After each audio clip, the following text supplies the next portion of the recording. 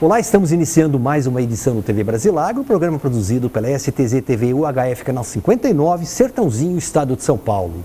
Você pode assistir a íntegra de todos os nossos programas visitando o nosso site brasilagro.com.br. No mesmo site, você se inscreve para receber todos os dias e gratuitamente ao Clipe em Brasilagro, com as notícias nacionais e internacionais das cadeias produtivas do agronegócio. Se você tiver alguma sugestão, converse conosco através do e-mail tv@brasilagro.com.br. No programa de hoje nós temos a satisfação de termos de volta o secretário municipal da Indústria, do Comércio, da Agricultura, do Abastecimento e das Relações do Emprego de Sertãozinho, engenheiro Carlos Roberto Liboni. Liboni, obrigado por nos atender. Uma semana em que o seu nome, as atividades dos trabalhadores de Sertãozinho, das empresas de Sertãozinho, ganham manchete nacional em razão aí da crise que parece que está chegando assim, a um momento já insuportável. Boa tarde, Ronaldo, é um prazer imenso estar aqui com você no seu programa, sempre excitante estar para os seus telespectadores, que é um público seleto. E eu te agradeço o convite, estamos aqui.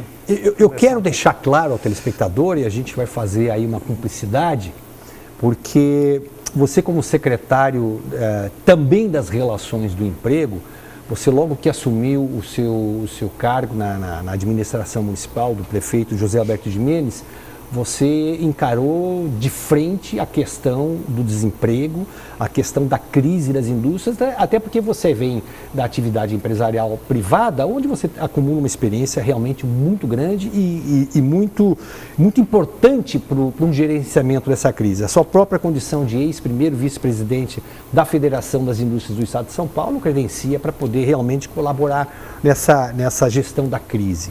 Então eu quero destacar isso, quero destacar que nós tivemos juntos, trabalhamos com a Força Sindical em 2 eventos de comemoração do 1º de maio. Já no primeiro evento você trouxe a sugestão de trazer de se redigir uma carta, um documento oficial sobre a crise.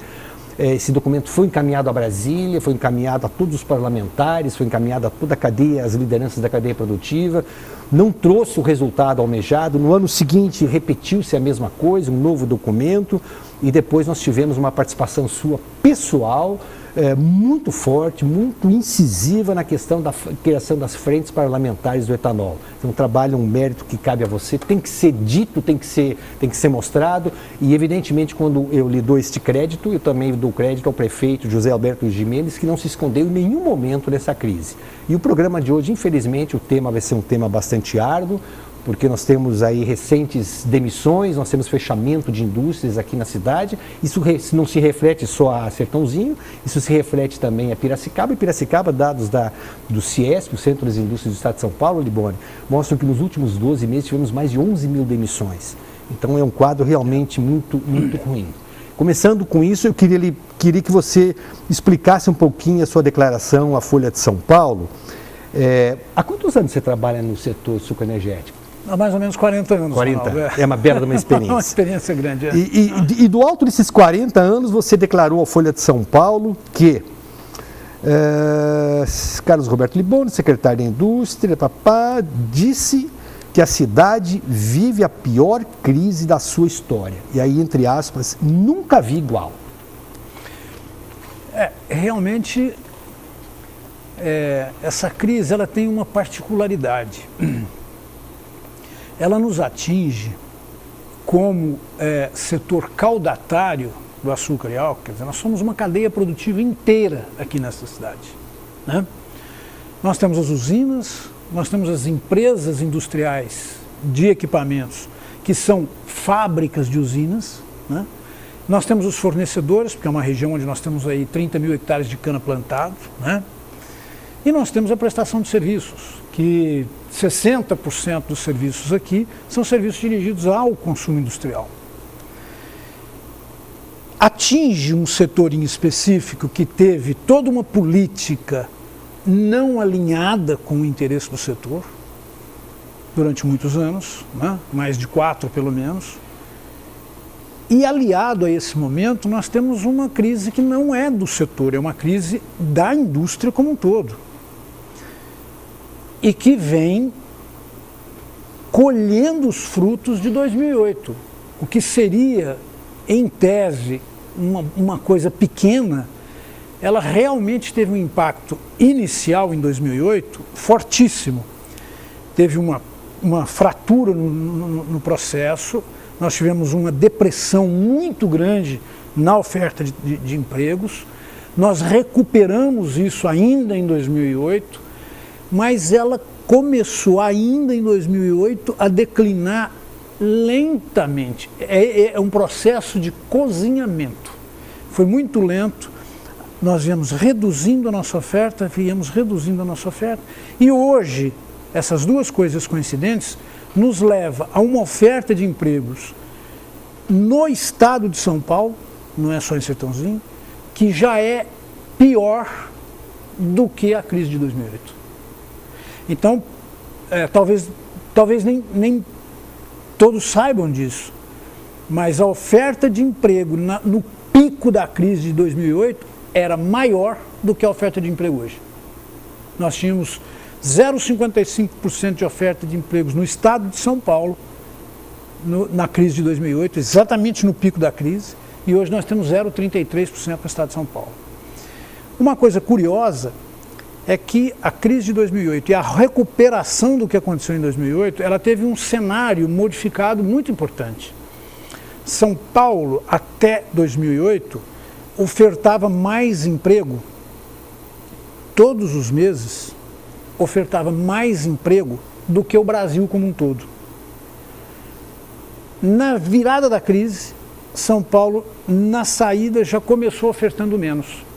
E cada vez veio abrindo mais essa diferença. Então, São Paulo teve uma crise maior que a do país como um todo, e Sertãozinho teve uma crise ainda maior que São Paulo. Ou seja, é uma conjunção de astral, digamos assim, que oferece para nós o pior momento.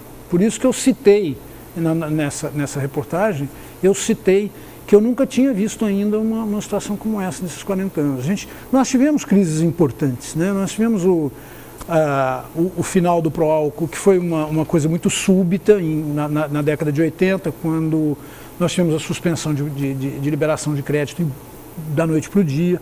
Nós tivemos outras crises, né? Tivemos a crise de desabastecimento, que teve um problema grave com a transferência de responsabilidade do setor, mas igual a essa eu não estou vendo.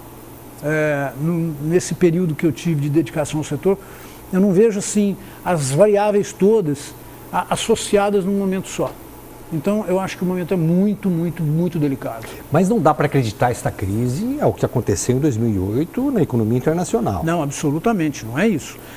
Se nós tivéssemos acompanhado a crise e o nosso setor tivesse o mesmo tratamento, um tratamento isonômico, sob o ponto de vista de política industrial, política pública, nós estaríamos hoje ainda ofertando empregos. Porque esse é o quadro do Brasil e do Estado, o que não é o nosso. Nós negativamos a nossa oferta de emprego já em maio desse ano, nós já tínhamos negativado. O que significa que nós estamos antecipando a crise para o nosso setor em pelo menos um ano. Porque nós sabemos que o Brasil e o Estado de São Paulo vai negativar a oferta daqui a alguns meses. Nós já negativamos em maio. Quer dizer, nós nos antecipamos nisso. Então, nós não podemos acreditar pura e simplesmente a crise de 2008 ou a situação internacional, muito pelo contrário. Eu acho que se não fosse um pouco da recuperação internacional que se avizinha, o nível de confiança seria menor. Então, além de tudo isso que aconteceu em 2008, além do eventualmente algum reflexo que tenha no mercado internacional, nós tivemos uma política indevida para o setor. Nós tivemos uma política que não gratificou o trabalho, o investimento. Nós temos um preço deprimido do produto, não é? Como consequência desse preço deprimido, nós temos dificuldade de fazer o controle do preço da commodity açúcar, né? E nós tivemos uma falta de política, não uma política errada, mas uma falta de política para a matriz energética. E dentro dessa falta de política para a matriz energética, nós tivemos alguns movimentos, sob o ponto de vista de energia alternativa, mas todas elas muito atabalhoadas, porque nós tivemos energia elétrica a partir da biomassa, nós tivemos tudo no mesmo saco da eólica, enfim, quer dizer, nós não tivemos uma coisa especificamente devotada para o setor como devia ser. Eu acrescentaria, se você me permitisse, e o programa permite esse diálogo, porque a gente tem tempo para isso, eu acho que cabem ainda duas reflexões. Termo que você tem usado, precisamos fazer uma reflexão. A primeira, os elos da cadeia produtiva efetivamente não se entendem. Então nós temos o usineiro que não conversa com o trabalhador, o fornecedor de cana que não conversa com o usineiro, lideranças do setor que não conversam com o poder público. Então a gente tem essa questão da falta de sinergia, falta de entendimento, que eu reputo como uma das questões talvez mais importantes e que tem sido inclusive usado pelo governo federal para que realmente não se converse com o setor, não há interlocução. Bom, essa é uma questão. Uma segunda questão, nós tivemos aí a crise, na verdade, do setor, isso eu tenho feito esses levantamentos, entrevistado lideranças do setor. Na Dedini, por exemplo, a principal indústria de bases da cadeia produtiva sucroenergética, a crise chegou em 2007. Ou seja, no começo do segundo mandato do presidente Lula. Foi só o Roberto Rodrigues deixar o Ministério da Agricultura, o setor começou a passar por dificuldade. Então eu queria que você comentasse, mas isso na abertura do próximo bloco, essas duas variantes.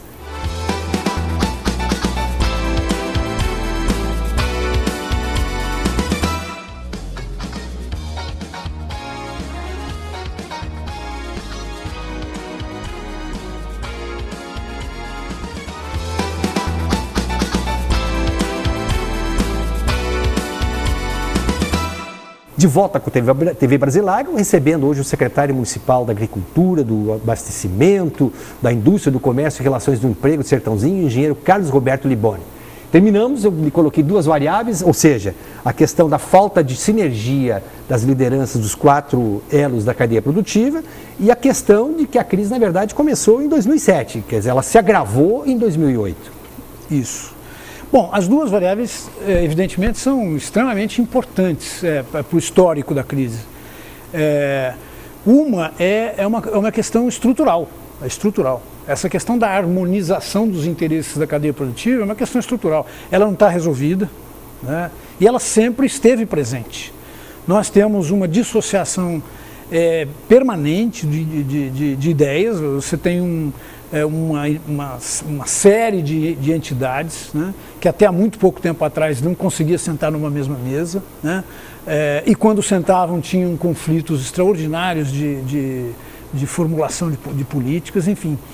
É um setor complicado. Você tem um setor agrícola, né, que está dentro da cadeia, você tem o setor industrial que está dentro da cadeia, você tem um setor tecnológico que está dentro da cadeia, né? Você tem o agronegócio, porque uma usina de açúcar é uma coisa que é difícil você separar com muita clareza o que é agro, o que é indústria ali dentro. É uma questão agroindustrial que nem sempre os interesses são harmonizados dentro de uma mesma unidade, né?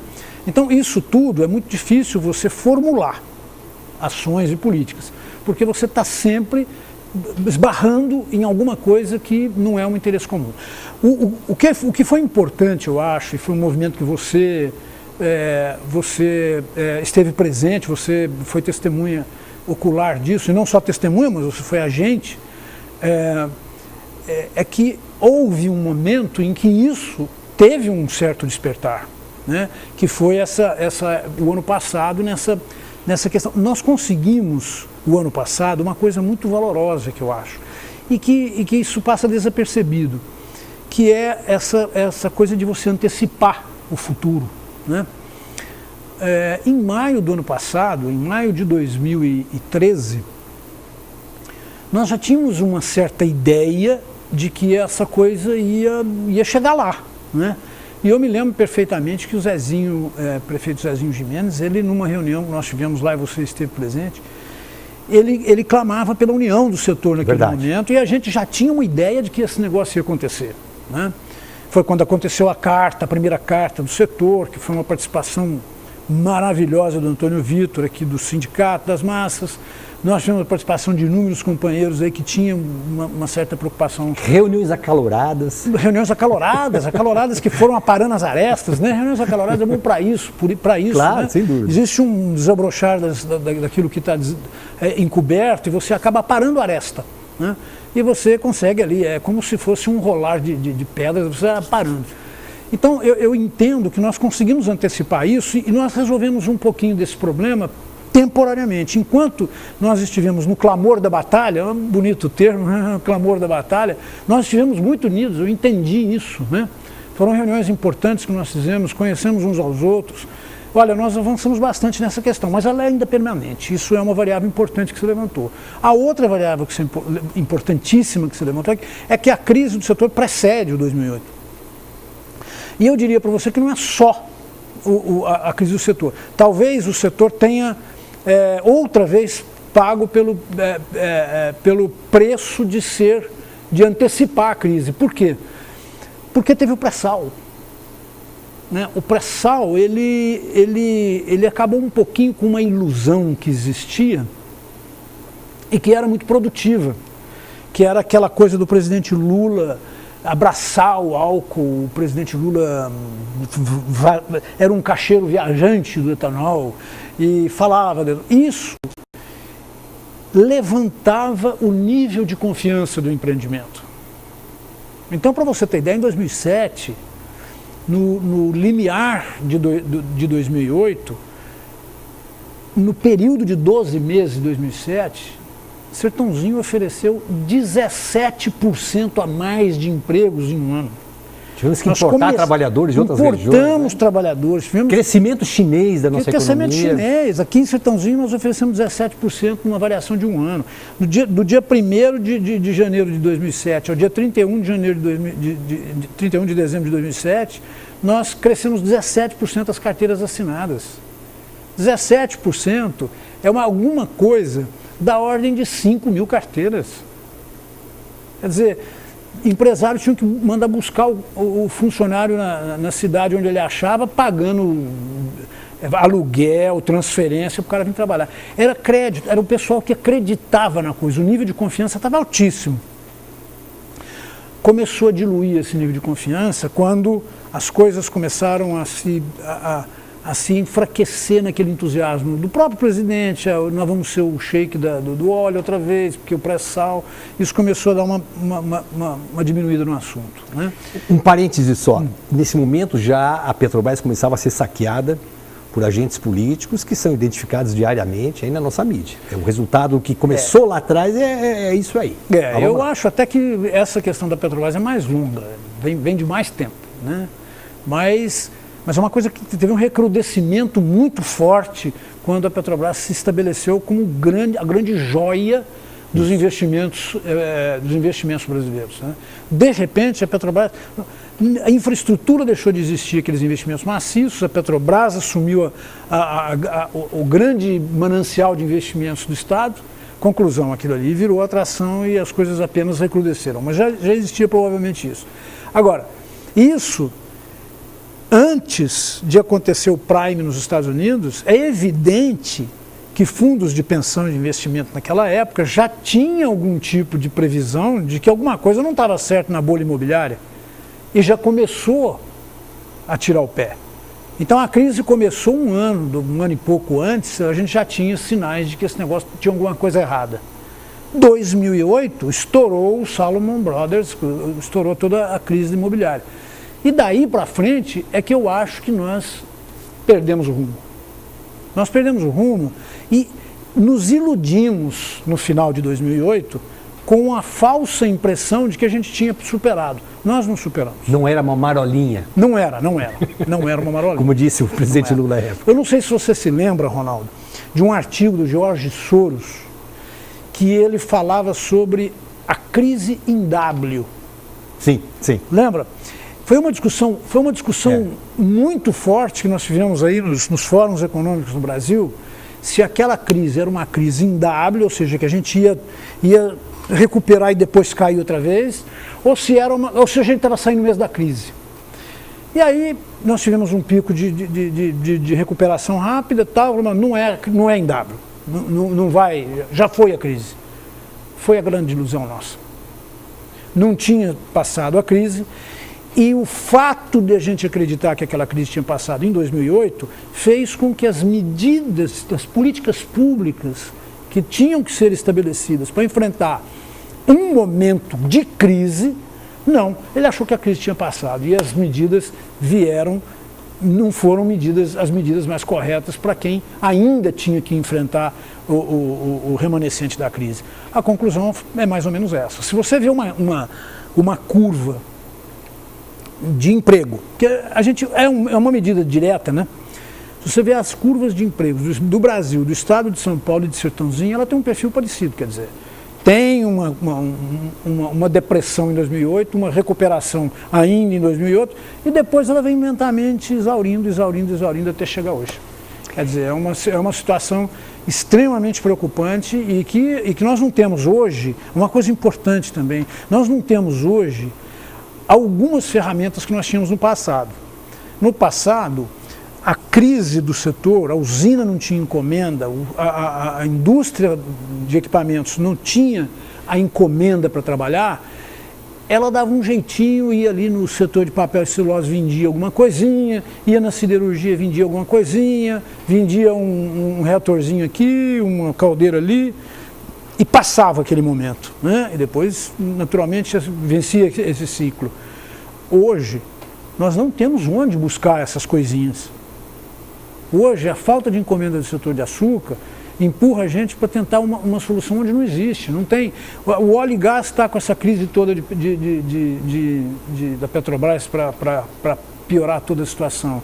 Nós não temos aí, nós temos uma piora no quadro das commodities, onde você vê a mineração, etc., em função da queda do ritmo de crescimento da China, e nós não temos o consumo ainda estabelecido nos nossos consumidores de alimento, suco, etc. Nós estamos numa situação onde, se a gente tentar sair do açúcar, procurar alguma coisa fora, não vai achar.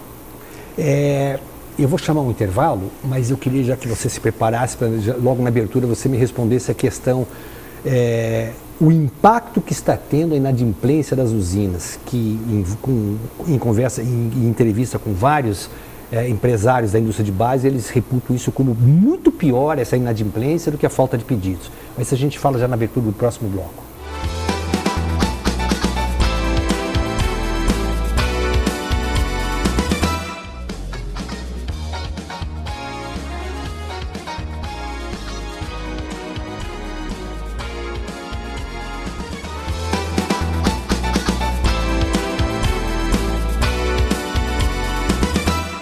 De volta com o TV Brasilagro, recebendo hoje aqui, mais uma vez, nos nossos estudos em Sertãozinho, interior do estado de São Paulo, o secretário municipal Carlos Roberto Liboni, da Prefeitura Municipal de Sertãozinho. Liboni, o impacto da inadimplência das usinas, que acaba provocando todo um efeito dominó, não só na cadeia produtiva do setor, mas como um todo na economia, nas economias dos municípios canavieiros do Brasil. Não tem dúvida, nós temos, isso é uma quebra de contrato, né?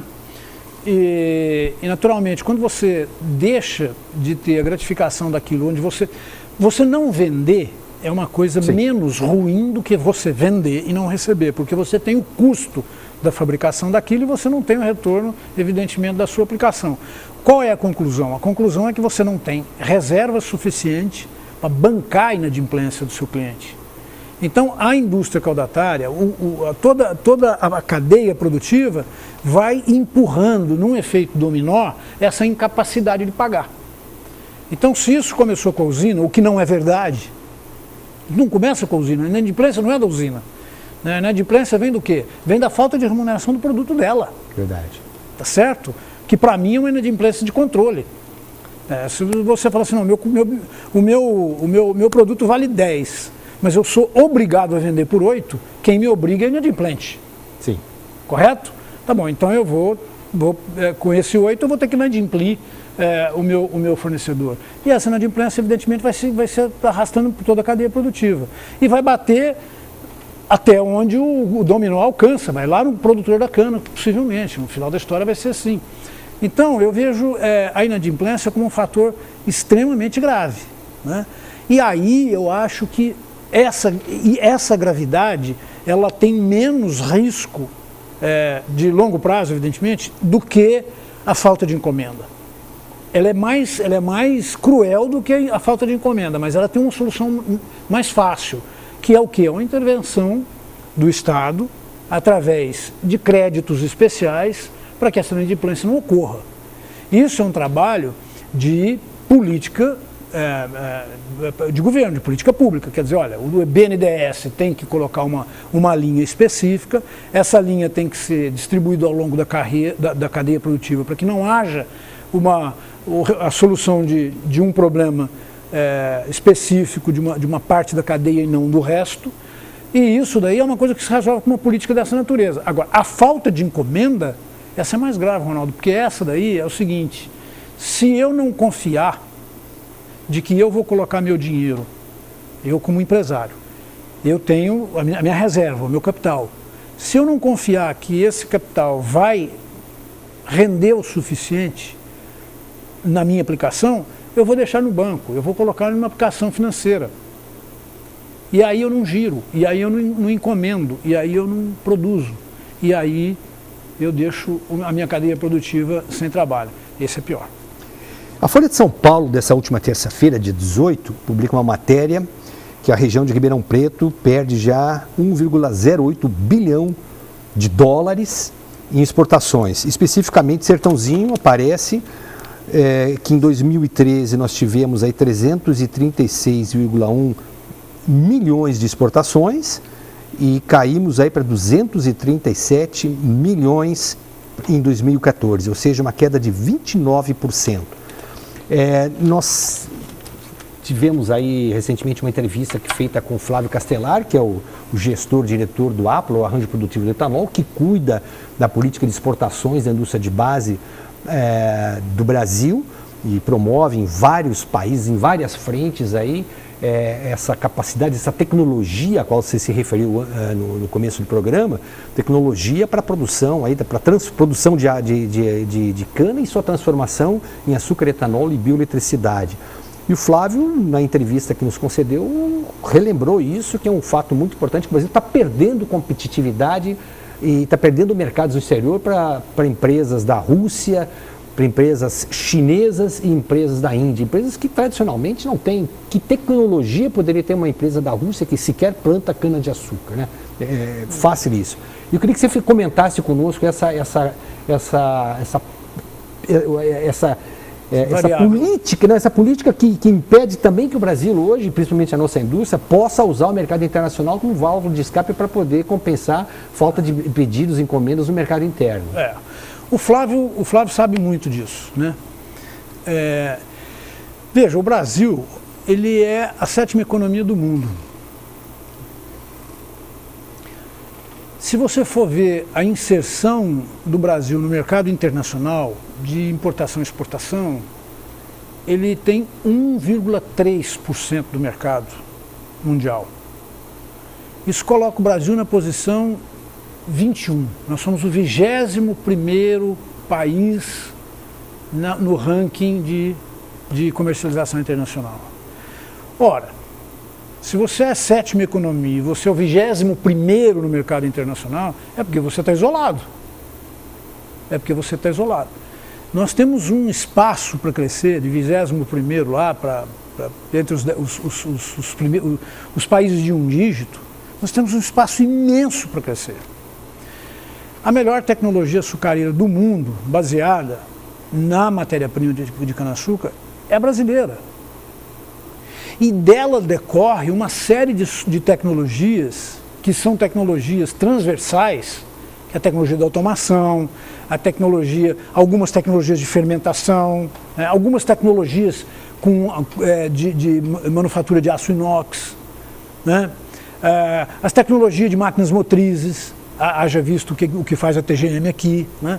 Olha, veja, nós temos uma tecnologia transversal espetacular, poderia ser colocada em qualquer lugar do mundo, nós podemos exportar, nós podemos fazer uma série de coisas. Muito bem. Por que a gente perde competitividade?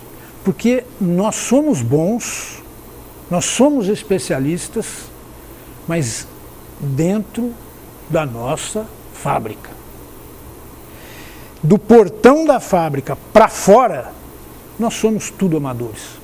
Nós não temos estrada que presta, nós não temos transporte que presta, nós não temos porto que presta, nós não temos aeroporto que presta, agora melhorou um pouquinho, mas ainda assim para carga nós estamos devendo. Nós temos problema com mão de obra em porto, nós temos problema de todo tipo. A infraestrutura que se oferece aqui para o Brasil ser competitivo é muito, muito aquém do que o país precisa. Então, nós não só somos pequenos, sob o ponto de vista internacional, na inserção internacional, como nós estamos perdendo competitividade. Nós ainda estamos, nós estamos crescendo muito, muito menos do que crescem os nossos parceiros de mesmo padrão. Então, veja, isso é um desafio que transcende a capacitação da indústria. Isso, mais uma vez, é uma política pública, uma política que você tem que... O governo que aí está e que assume agora, e queira Deus que seja um governo bem feito, ele tem que atentar para isso. Quer dizer, nós estamos perdendo paulatinamente a participação da indústria no PIB nacional e paulatinamente a posição da indústria na exportação e importação. Isso sem contar que até agora esse 1,3 que eu falei de participação no mercado internacional se deve muito às commodities, né? Se deve muito à Vale do Rio Doce. Nós temos, de tecnologia concentrada, nós temos a aeronáutica, que é a Embraer e os seus satélites. Porque o resto nós não temos ainda uma consistência grande de exportar tecnologia. Isso é um enorme de um problema no Brasil. Enorme problema. A situação hoje do desemprego e fechamento de indústrias em Sertãozinho. Olha,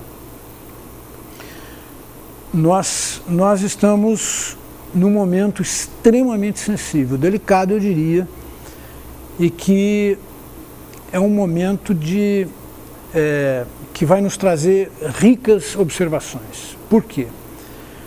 Porque nós estamos demitindo. E não era um momento de estar demitindo. Nós teríamos que estar contratando de maio para frente. Mas nós chegamos em maio e continuamos a demitir. Nós estamos prestes a ter uma entre-safra. Algumas usinas anteciparam essa entre-safra, que é um momento de contratação. Tipicamente é um momento em que o pessoal vai fazer a reforma das usinas e tem oportunidades de fazer reposição, de fazer revisão de equipamentos. E isso é um momento de encomenda, embora seja uma encomenda concentrada mais em serviços, em reforma, mas não deixa de ser um trabalho, e que normalmente contrata. Muito bem. O que tem agora de observação a ser feita é a seguinte: se as usinas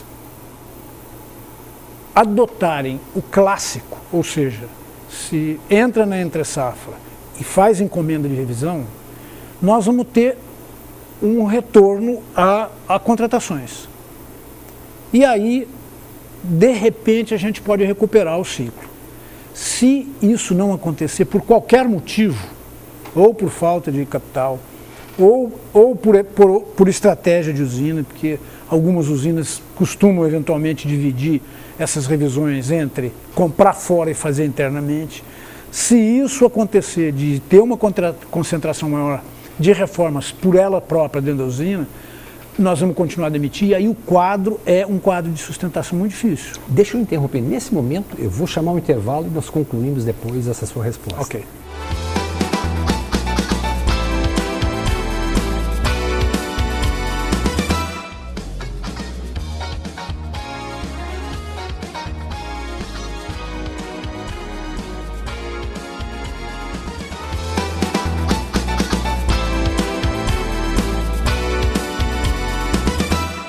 De volta com o engenheiro Carlos Roberto Liboni, que é secretário da Indústria, do Comércio, da Agricultura, do Abastecimento, das Relações do Emprego, da Prefeitura Municipal de Sertãozinho.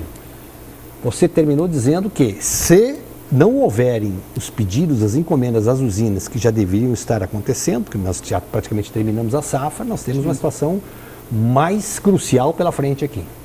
Isso. Então, aí nós temos aí uma situação de emergência. Quer dizer, eu acredito até que a gente já está trabalhando para isso. Mas aí é necessário uma intervenção de política de alguma forma, porque nós vamos ter um quadro que é um quadro de segurança social. Hoje nós temos uma redução, os dados do prefeito José Alberto Gimenez, uma redução da receita tributária de Sertãozinho caindo 10% ao ano.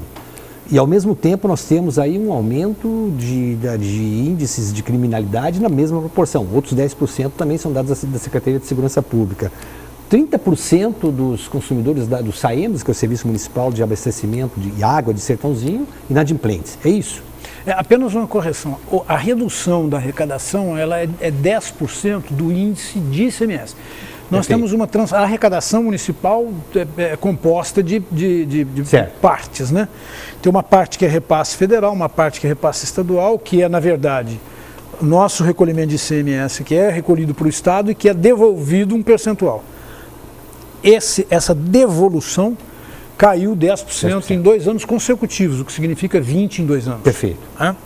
Então a queda de arrecadação traz um desequilíbrio e que eu diria para você, usando um termo talvez um pouco indevido, é um desequilíbrio social grande. Por quê? Porque o desemprego, ele provoca uma série de alterações no cotidiano das famílias. Evidente, não preciso falar isso, todo mundo sabe. Mas uma das coisas mais importantes o primeiro momento, evidente, o consumo para, ele não vai no comércio, a queda nas vendas do comércio de Sertãozinho? Olha, existe uma queda, eu já vou falar, deixa eu só concluir esse raciocínio aqui. Então, quando ele perde o emprego, ele deixa de fazer aquilo que é o natural, que é comprar, que é, enfim, fazer a vida normal. E ele vai para uma economia e para a utilização de serviços públicos. Ele perde, a primeira coisa que ele perde é o seguro-saúde dele, ele perde o convênio médico, e ele então recorre a quê? Ao SUS, à UPA, ele recorre à oferta pública. Ele recorre ao desenvolvimento social. Quer dizer, então existe uma sobrecarga no serviço público em função da ausência da iniciativa privada que está cobrindo no emprego. E isso é um problema da municipalidade. Se isso ocorre ao mesmo tempo que a arrecadação cai, você tem um desequilíbrio imenso. E aí você tem, de um lado, a necessidade imperativa de você atender aquilo, que é um problema social emergente, que está ali, está batendo na porta, e do outro lado você tem a lei de responsabilidade fiscal, você não pode gastar além disso ou além daquilo, quer dizer, você tem algumas coisas que são engessadas. Então, a administração municipal, ela se perde um pouquinho nesse momento, se não tiver um pulso muito forte, e eu acredito que o nosso prefeito Zezinho Gimenez, durante o ano passado, foi draconiano, né? Quer dizer, foi um prefeito extremamente rígido com as contas públicas, e se não fosse isso, nós estaríamos hoje numa situação muito mais grave, né? Então, esse é o que eu queria concluir. Aí você me fala... A questão do comércio, queda de vendas do comércio, restaurantes, bares, restaurantes. Sim, evidente. Você tem, hoje nós temos qual é a previsibilidade de um fim de ano, eu diria? Você tem uma lógica de crédito ao comércio que é o 13º. Tá? Isso não é uma coisa do nada, isso tem um planejamento. Você tem no final do ano um grande atrativo de consumo.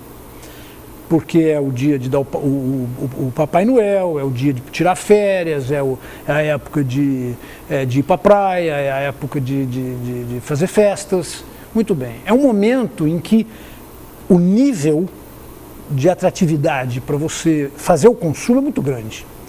Aí você coloca dinheiro na mão do povo. Você coloca o 13º na mão do povo. Então você conseguiu criar o clima perfeito. É a vontade de comprar e o dinheiro na mão. E você vai e compra. Agora, o que está acontecendo hoje? Muitos dos 13º estão sendo frustrados. Por conta do quê? De inadimplência, por conta de negociação de pagamentos parcelados, por conta das próprias demissões. Então o que acontece? Você tirou aquele incentivo a compras. Você está introduzindo o desemprego, que é eventualmente outro problema para você ter a compra. Então, você tem aquele quadro todo que é de incentivo à compra, ele cai. Ele cai em função dessa nova estratégia. Então, o comércio, antevendo que ele não vai ter o mesmo resultado dentro daquele quadro previsto, ele também não contrata os temporários. Então, é um ciclo que vai viciando a desconfiança, o medo, né? A falta de confiança no resultado. E isso é o pior dos mundos. Isso é o que não podia acontecer, isso é o que não pode acontecer. Nós temos, diante de um quadro desse que eu pintei todo, você vai dizer assim, pô, mas então você está dizendo, nós vamos quebrar o mundo. Não, não é isso. Eu estou dizendo que nós temos que estar apenas consciente disso. Mas a própria consciência de que nós temos um quadro difícil pela frente, mas que nós temos uma infraestrutura industrial estabelecida, tecnologia, nós temos um mercado pujante, nós podemos nos bastar efetivamente com o comércio de Sertãozinho. Quer dizer, nós temos que acreditar que isso vai ter um momento em que nós vamos vencer, né? E aí nós vamos retornar às nossas condições convencionais de vida. Então, é não deixar se vencer por um desânimo absoluto. Nós não podemos fazer isso. Por outro lado, nós não podemos nos acomodar dizendo assim, isso vai passar e vamos continuar a fazer tudo como fazíamos antes. Não, nós temos que correr atrás. Nós não temos lá um documento do ano passado que estabelece algumas orientações para nós mesmos daquilo que seria importante para o setor? Temos. Nós temos a Carta de Sertãozinho. Nós temos as lideranças e as reuniões que estabelecem cronogramas de atividade para nós. Então, vamos atrás. É isso que nós temos que fazer. A propósito, Piracicaba ensaia um movimento que, na verdade, começou no ano passado. José Coral, presidente da Associação dos Fornecedores de Cana de Piracicaba, vice-presidente da Coplano, ele já em julho do ano passado, ele apoiou que se interrompesse a safra, principalmente a produção de etanol, como uma forma de pressionar o governo. Evidentemente, se você parar de produzir etanol, de distribuir etanol, 3, 4 dias, você tem um desabastecimento em São Paulo, na Grande São Paulo, região de Campinas, Ribeirão Preto, acabou. Quer dizer, o Brasil para.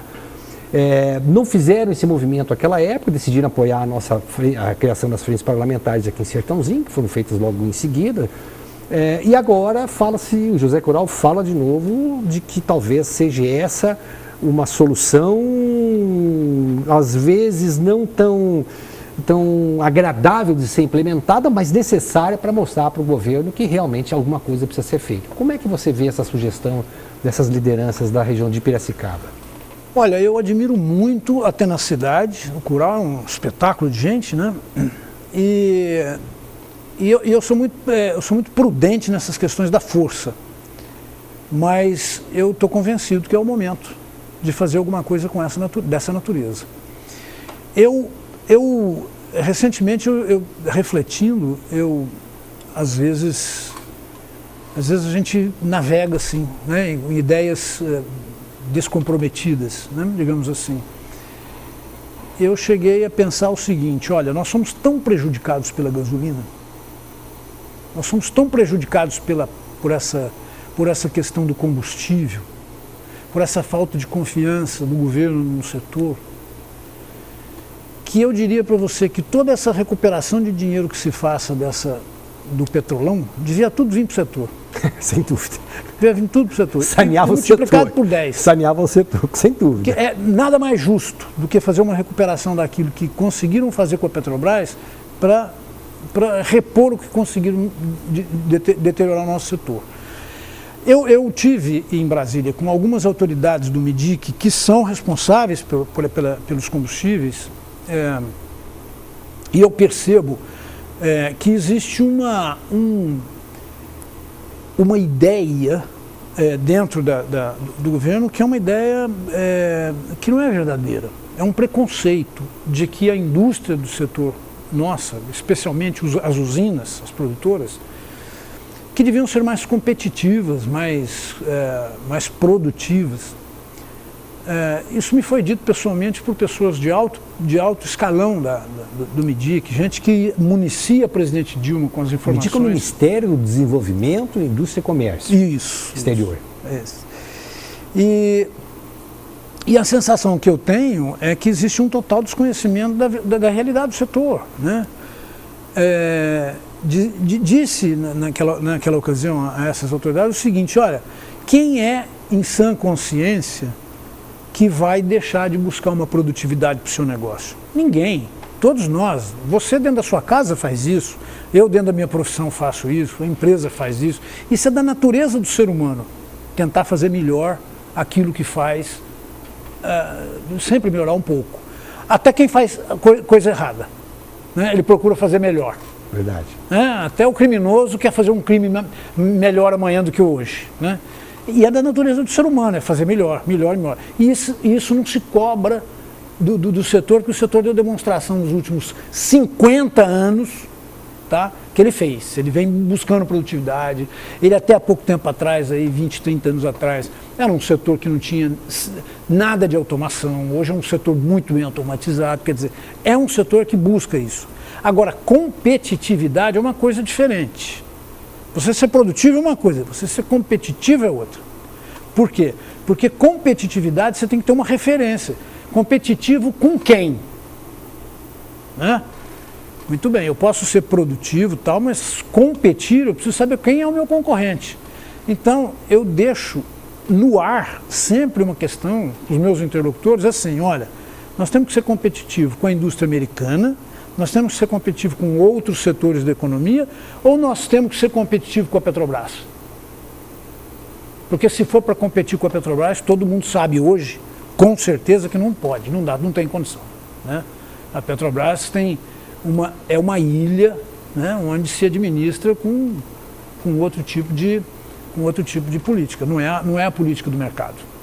Então, o setor tem desafios imensos, mas muito mais importante são os desafios das políticas públicas que esse governo, que assume agora dia 1º de janeiro, vai adotar daqui para frente para tratar o nosso setor. E isso é urgente, Ronaldo, é urgente.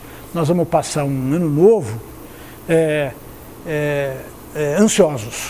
ansiosos, porque em janeiro nós temos todo mundo que sair correndo atrás do prejuízo. A gente está no fim do tempo, mas eu queria uma resposta bem sucinta sua. Esta crise da Petrobras não pode ajudar o nosso setor? Ela ajuda na medida em que a Petrobras não pode viver eternamente assim. Quer dizer, houve agora um despertar, né? Quer dizer, olha, Petrobras era isso? Era mesmo? Nossa, então tem que tomar uma providência com a Petrobras. Qualquer providência que você tomar com a Petrobras é boa para o setor. O que não podia era continuar a Petrobras do jeito que estava. A começar não fazendo dumping com preço de gasolina. De gasolina, que é o mais importante para nós, né? Quer dizer, o que é que permite a Petrobras acontecer tudo o que aconteceu? É o aporte do governo no sentido de subsidiar de alguma forma, com o tesouro, não sei como, mas subsidiar de alguma forma a competitividade da gasolina contra o álcool. Quer dizer, quebra-se uma empresa, quebra-se um setor em benefício de meia dúzia de apaniguados políticos. Isso aí. Liboni, muito obrigado. Eu espero que você tenha muita energia para continuar desenvolvendo o seu bom trabalho à frente da Secretaria Municipal do Sertãozinho e que a gente possa em breve tê-lo de volta para a gente falar mais coisas mais amenas aí do setor. Se Deus quiser, Ronaldo, nós precisamos realmente, eu confio, eu acho que o mais importante é a gente ter essa energia de saber que nós estamos diante de uma situação difícil, mas tem uma ponte. Nós temos que atravessar essa ponte. Do lado de lá da ponte tem capim verde. Sem dúvida. Mais uma vez, muito obrigado, Liboni. Você, telespectador amigo, nossos agradecimentos. Voltamos na próxima semana com novos entrevistados. Até lá, obrigado mais uma vez.